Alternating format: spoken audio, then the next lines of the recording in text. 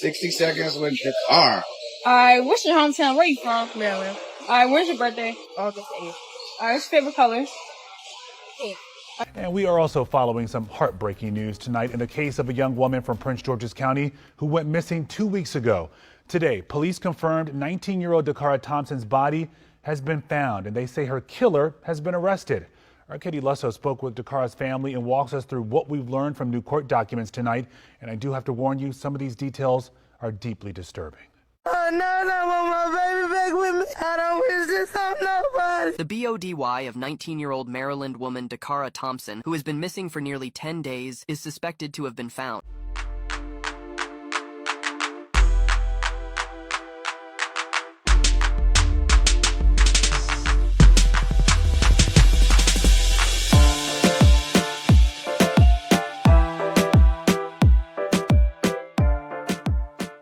I should be back soon. I love you too. Good night.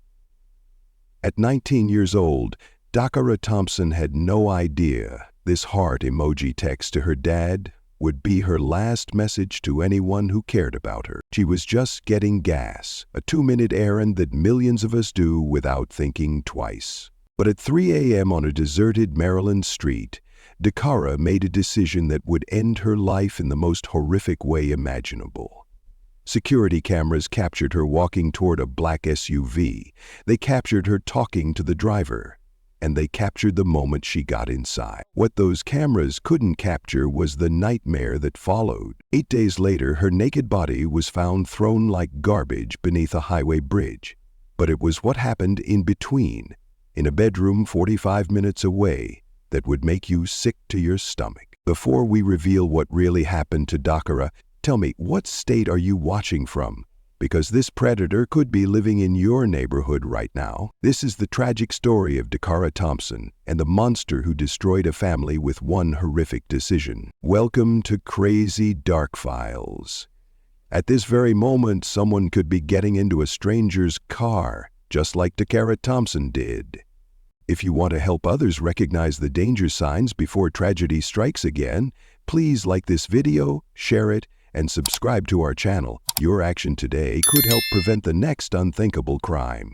This is the last spot that Dakara was seen alive on surveillance footage tonight. There are candles down on the ground and notes on this pole. Her family telling me they are absolutely heartbroken, really just trying to process what happened, but also immensely grateful for the outpouring of support they saw these past 2 weeks. I should be back soon. I love you too. Good night. That's the text she sent her father just before midnight, the night of August 22nd. Less than 2 hours later, surveillance footage shows her parking her car on Jasmine Terrace, getting out and walking towards Riggs Road. Dacara Thompson wasn't supposed to die at 19.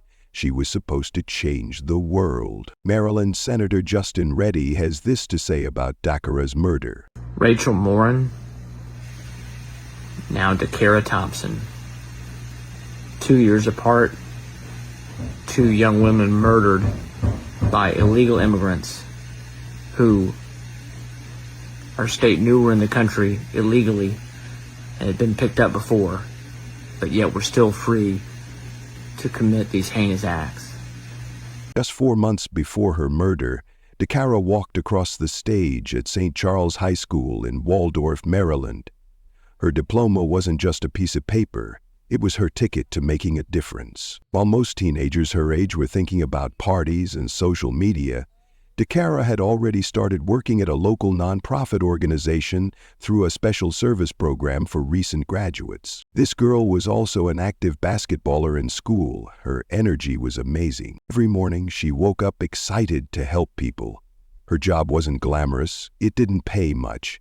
But Dakara didn't care about money or fame, she cared about her community. She wanted to lift others up, especially those who needed it most. Her father, Daniel Thompson, couldn't have been prouder. In their small Lanham apartment, it was just the two of them against the world. Daniel had raised Dakara to be strong, independent, and caring. She was his everything. The kind of daughter who still hugged her dad goodbye every morning and texted him throughout the day just to check in. Their relationship was special. While other teenagers fought with their parents or grew distant, Dakara and Daniel grew closer. They watched movies together on weekends, They talked about her dreams of expanding her nonprofit work. She wanted to help more families, more kids, more people who felt forgotten by society. Dakara had this light about her that drew people in. Her co-workers at the nonprofit said she was the first person to volunteer for extra shifts. When they needed someone to stay late to help a struggling family, Dakara raised her hand. When they needed someone to work weekends for a community event, Dakara was there. She wasn't perfect. No 19-year-old is.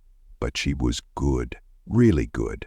The kind of person who made the world a little brighter just by being in it. Prince George's County Executive Aisha Braveboy would later say something that perfectly captured who Dakara was.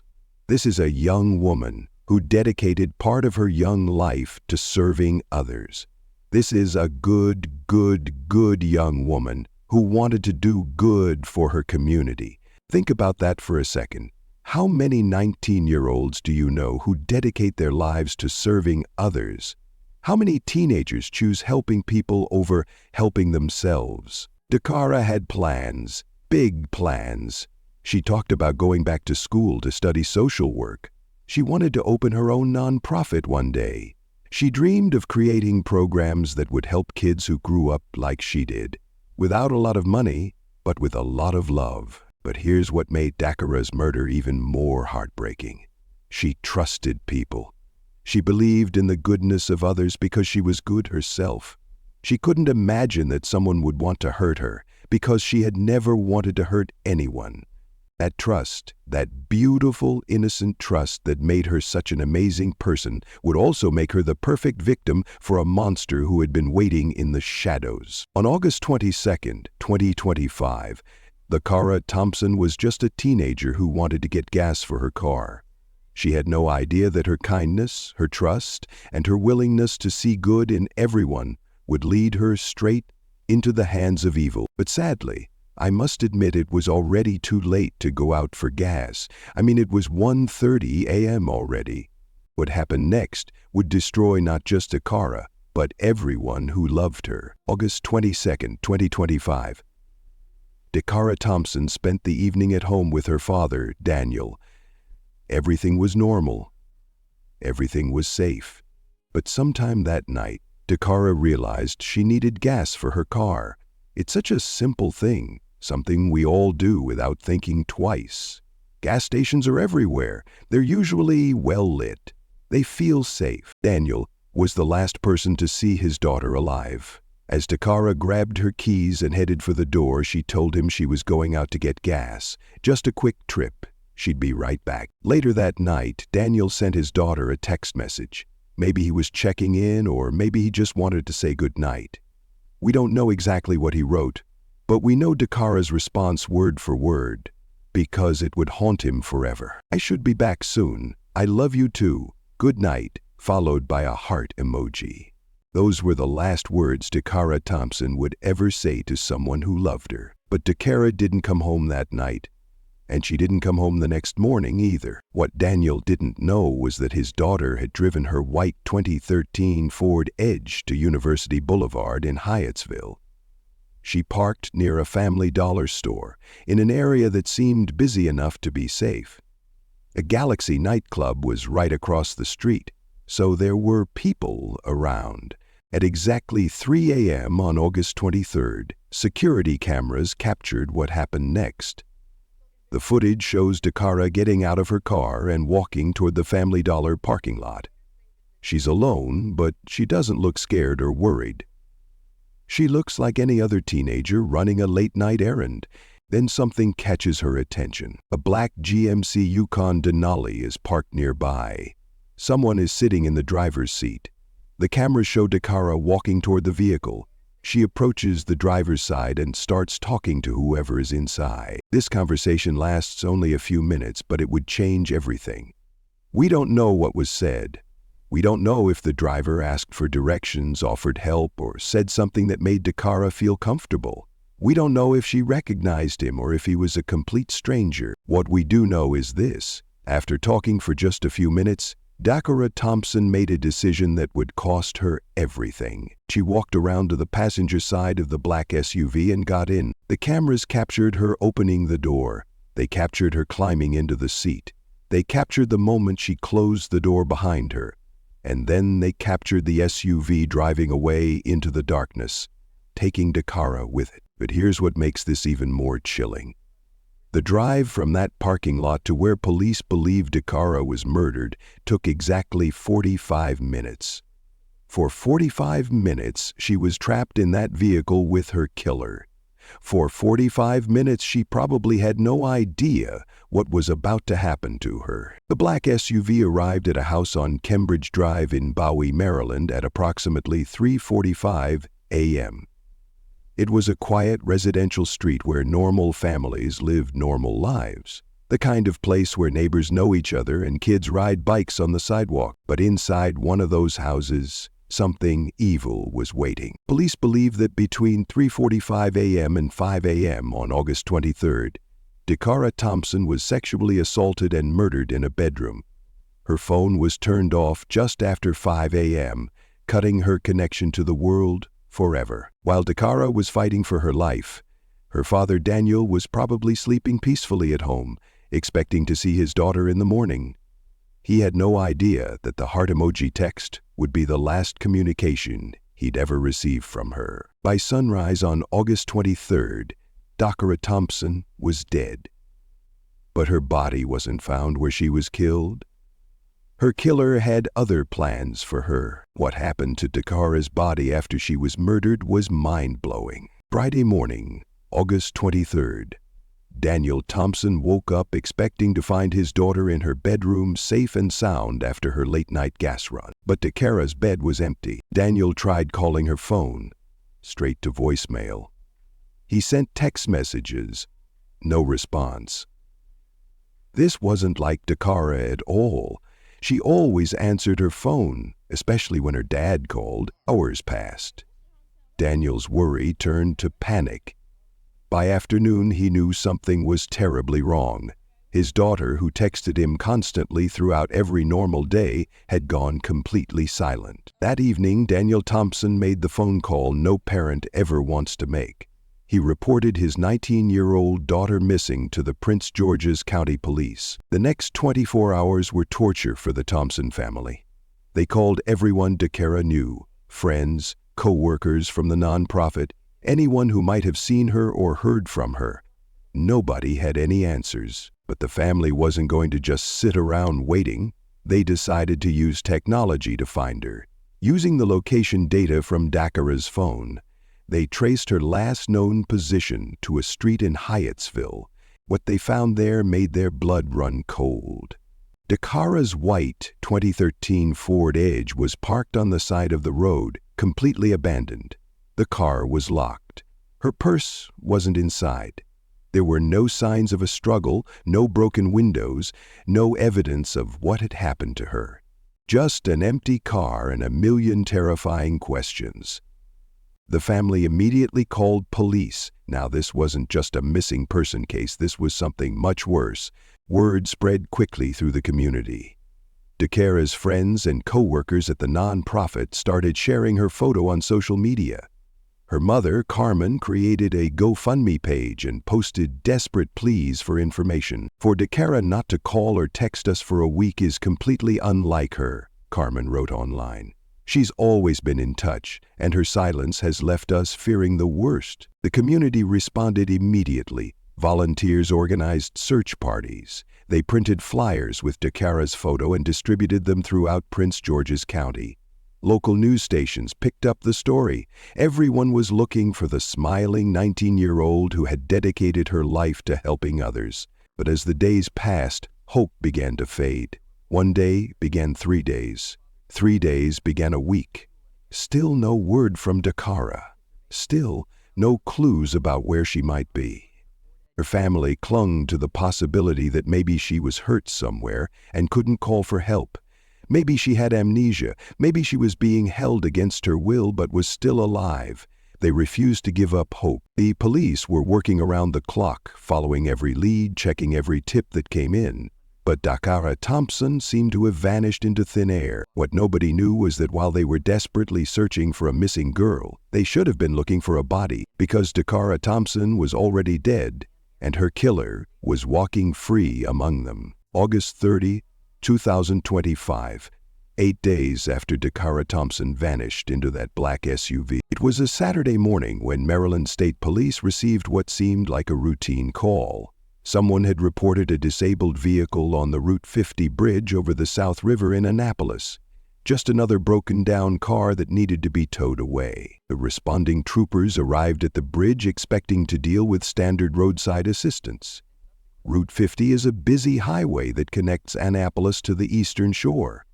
Cars break down there all the time, nothing unusual about it. But as the officers were handling the disabled vehicle situation, one of them happened to look over the bridge railing.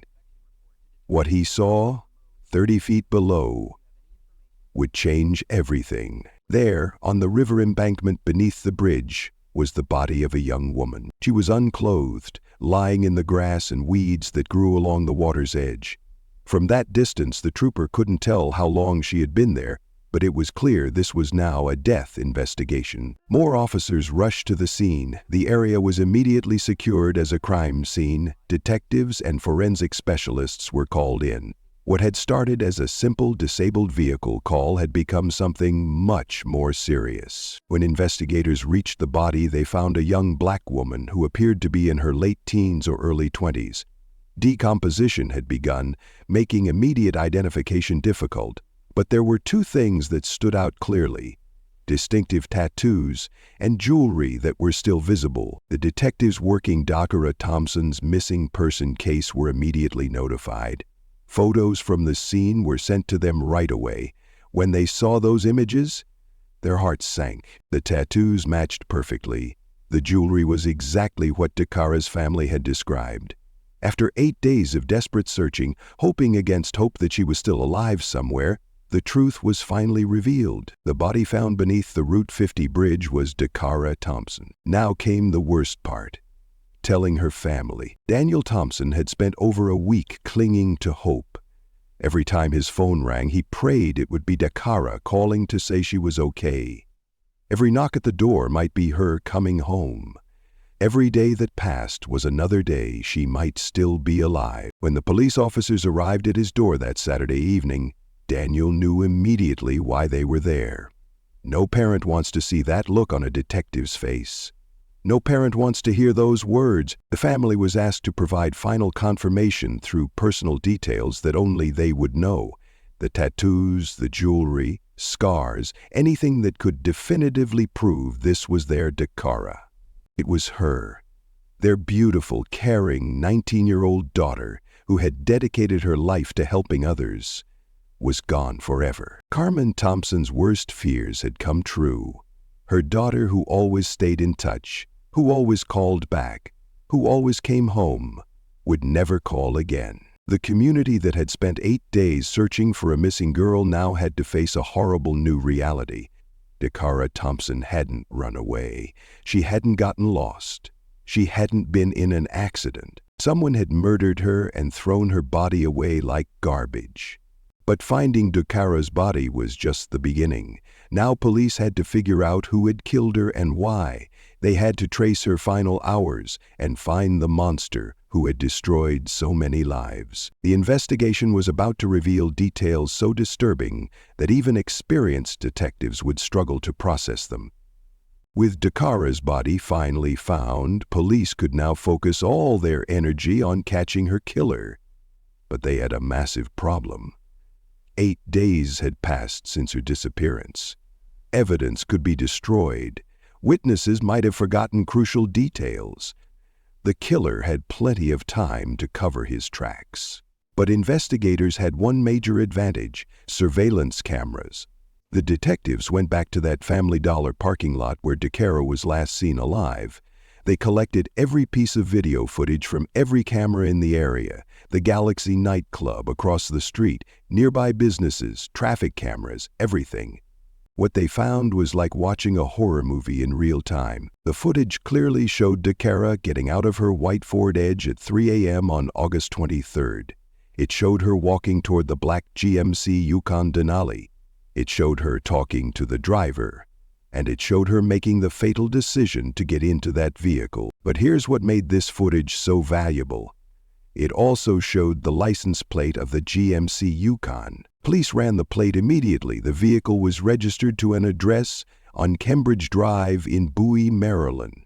That address was exactly 45 minutes away from the Family Dollar parking lot, which matched perfectly with the timeline investigators had already established. Now they had a location.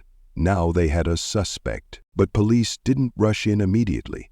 They needed to be smart about this. They needed more evidence before making an arrest.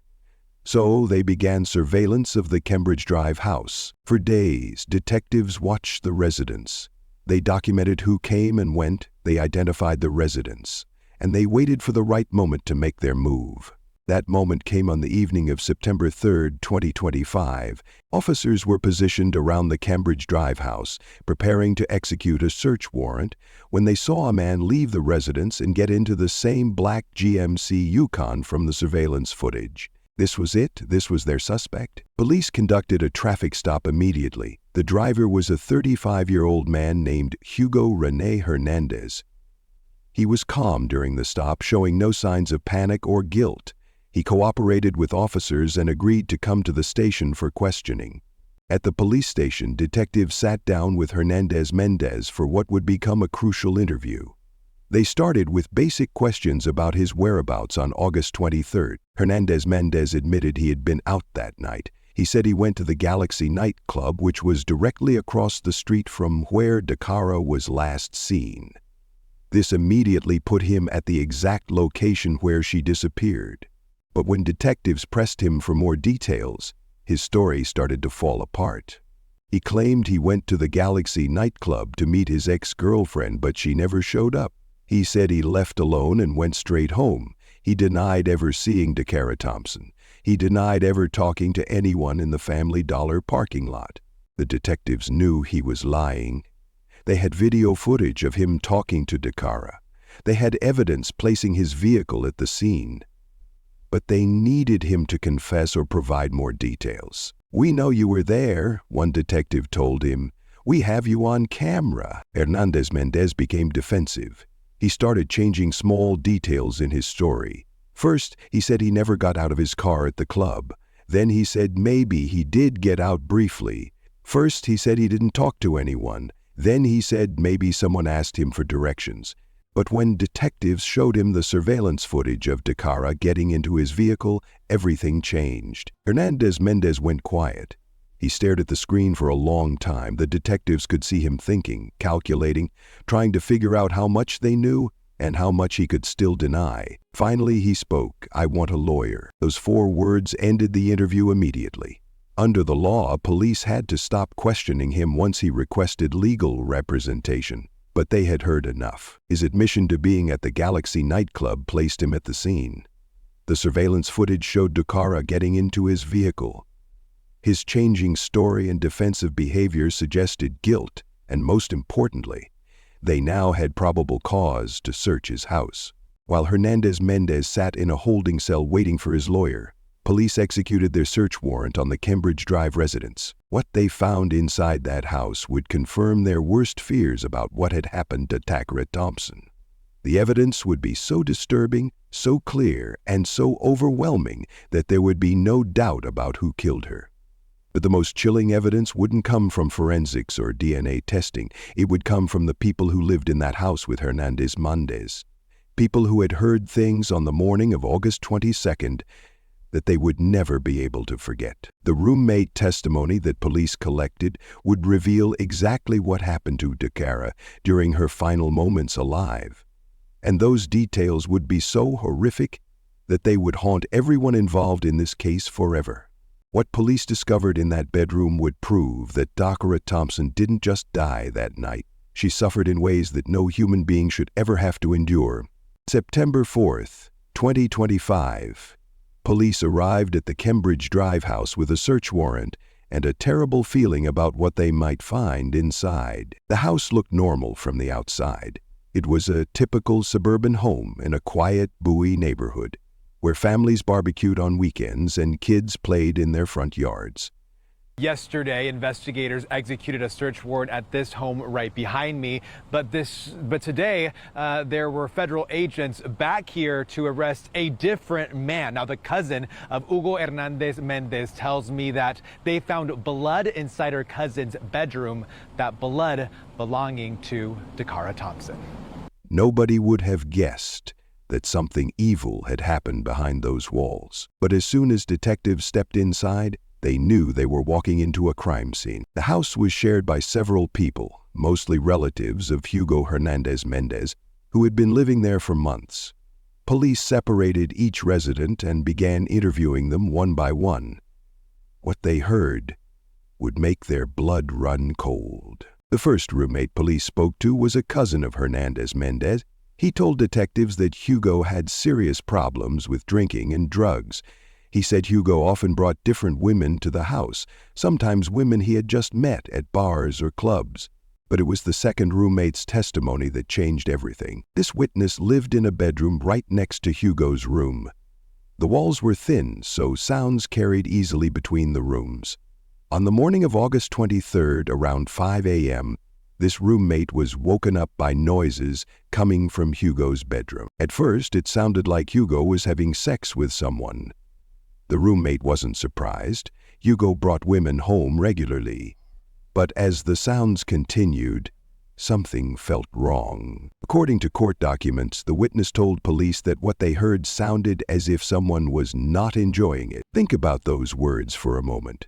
Someone was not enjoying it. This wasn't consensual sex. This was something much darker. This was the sound of Dacara Thompson being sexually assaulted in her final moments of life. The roommate said the disturbing sounds lasted for a while, then everything went quiet. A few hours later, they noticed something strange. Hugo's black GMC Yukon was gone from its usual parking spot. This was unusual because Hugo didn't typically work on Saturdays. He had no reason to leave the house that early in the morning. But now police knew exactly why he had left. He was disposing of Dakara's body. When detectives searched Hugo's bedroom, they found evidence that confirmed their worst fears. There were signs of a violent struggle.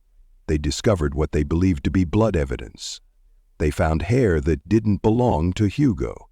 They found a missing fingernail with white and pink French manicure polish, the same type Dakara had been wearing. But perhaps most disturbing of all, they found multiple pairs of women's underwear and lingerie that didn't belong to any known girlfriend or regular visitor. This suggested that Hugo had been collecting trophies from other victims, or that Dakara wasn't his first victim. The forensic team processed every inch of that bedroom. They collected DNA evidence, fingerprints, and anything else that could tie Hugo to Dakara's murder.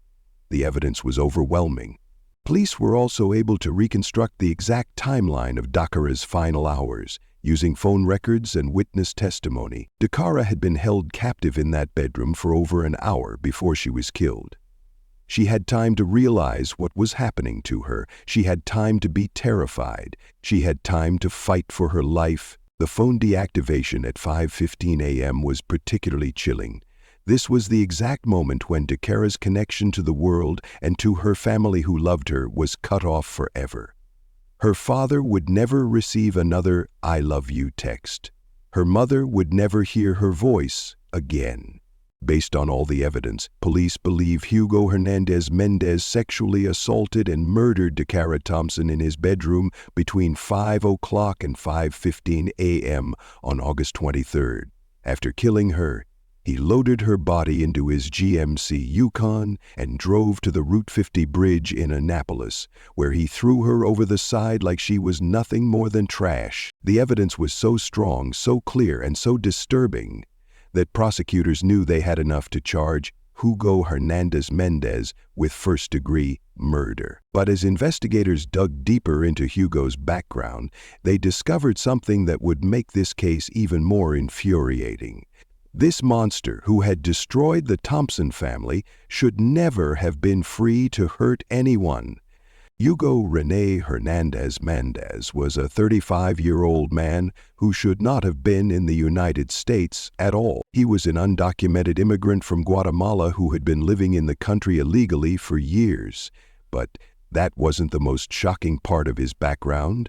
The most shocking part was that the system had multiple chances to stop him before he killed Dacara Thompson, and it failed every single time.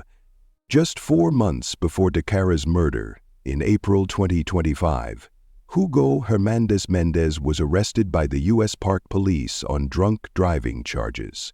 This was a serious offense that should have triggered immediate deportation proceedings for someone in the country illegally, but instead of being deported, Hugo was released by federal authorities.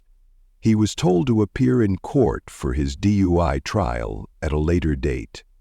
They let him walk free, back into the community, back to the same house on Cambridge Drive, where he would later murder Dakara. After Hugo's arrest for Dakara's murder, Immigration and Customs Enforcement immediately issued a detainer for him. ICE released a statement that read, "Hugo Hernandez Mendez, an illegal alien from Guatemala, has been charged with first and second-degree murder in the gruesome death of 19-year-old Dacara Thompson.